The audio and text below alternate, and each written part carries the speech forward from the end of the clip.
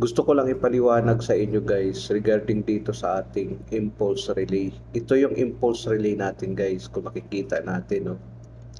Ito yung madalas na ginagamit ko sa aking vlog, lalo na pag gumagamit ako ng single push button na stop start sa ating motor control, ginagamitan ko ng impulse relay.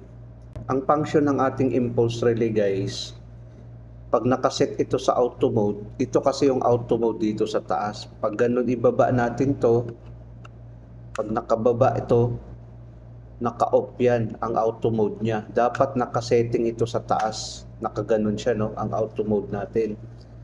Ito yung A1, kung makikita natin dito, no? Ito yung A1, ito naman yung A2. Kung saan natin ikakabit ang ating power supply. Tapos ang voltahe nito guys ay 220 volts. Kung makikita natin dito guys, no, ang voltahe niya ay 230 volts, 240 volts AC. Pwede rin natin supplyan ng 110 volts DC. Itong impulse relay natin. Ang function ng ating impulse relay guys, paglagyan natin to ng power supply, ang A1 at saka A2 ng 220 volts, pag naka-auto mode yung setting niya, tataas itong itim. Gaganon itong itim guys, tataas ito.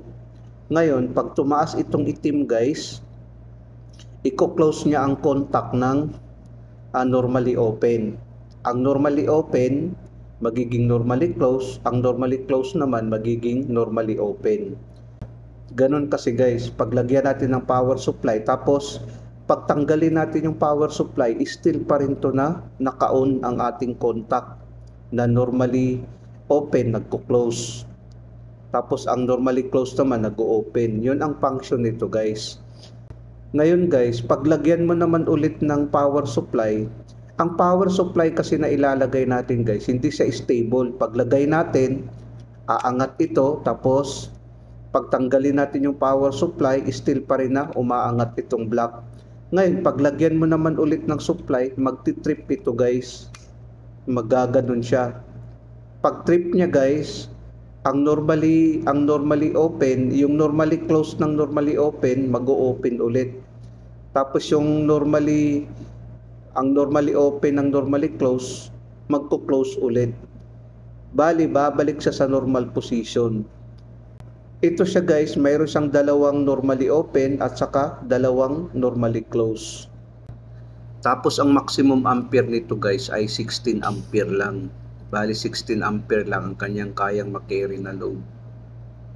Sana guys, nakapagbigay ito ng konting kaalaman sa mga baguhan. Maraming salamat sa inyo guys.